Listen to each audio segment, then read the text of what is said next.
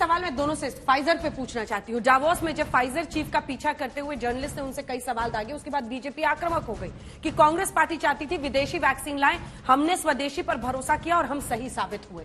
ये लड़ाई और इसमें कितना दम? जल्दी से सुधांशु जी, छोटा सा।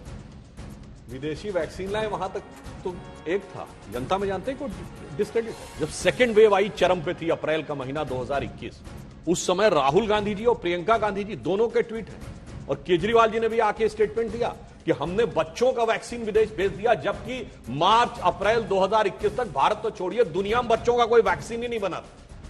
जिस नेता को कोविड में मोविड नजर आ जाए तो जनता को समझ में आ जाता है कि यह देश के हित के साथ कितना है और दूर कितना है। और दूसरा जो इन्होंने कहा, तो मैं एक बात सिर्फ कहूंगा, जो आपने कहा ना कि 25% महंगाई मानते हुए भी इनके साथ 18% क्यों है, या अगर 25 माने तो 78% उसके बावजूद हमारे साथ क्यों? उसका कारण यह है कि महंगाई या बेरोजगारी पे हमारी क्रेडिबिलिटी इनसे बहुत हाई है।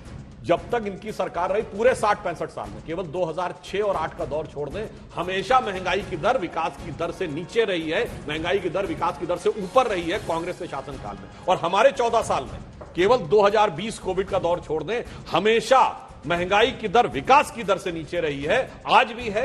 इसलिए वो क्रेडिबिलिटी हमारे पक्ष में। विदेशी वैक्सीन का प्रचार करने का जो आरोप कांग्रेस पार्टी पर लग रहा है, और ये सच है, राहुल गांधी ने मोविड कहा था कोविड को, ये सच है ना सर?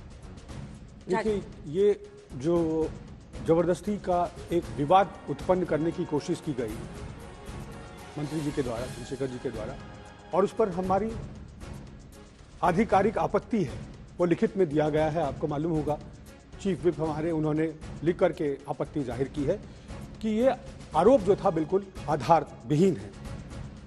जहां तक बात है कि हमने आलोचना की थी, हमने नीति की आलोचना की थी कि आप अपने घर में अपने लोगों को पहले सुरक्षित करने के आप चले मैत्री करने, विदेशों में अपनी इमेज अच्छा करने। क्या ये जरूरी नहीं था कि जब हम 8 हफ्ते में आमतौर पर जिस उसको दिया जा रहा, वैक्सीन को दिया जा रहा था, उसको बढ़ाकर हमने 12 हफ्ते 13 हफ्ते करा।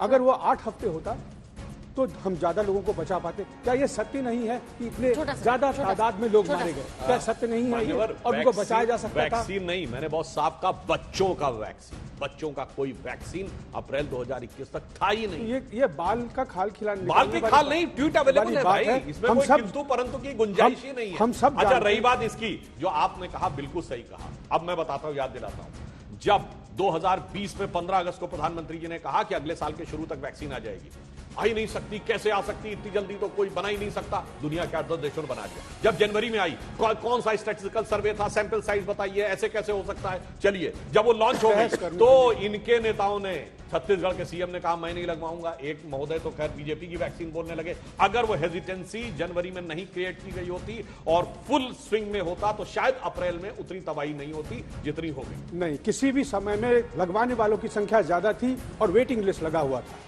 अगर हमारे पास वैक्सीन होता तो इतना लंबा वेटिंग नहीं होता। आपको खुद याद है कि सारे तमाम प्रभावों के बावजूद 3 महीने 4 महीने लोगों को वेट करना पड़ा था, क्योंकि वैक्सीन उपलब्ध नहीं थे। जो शुरू के वैक्सीन थे वो विदेश भेज दिए गए। ठीक है।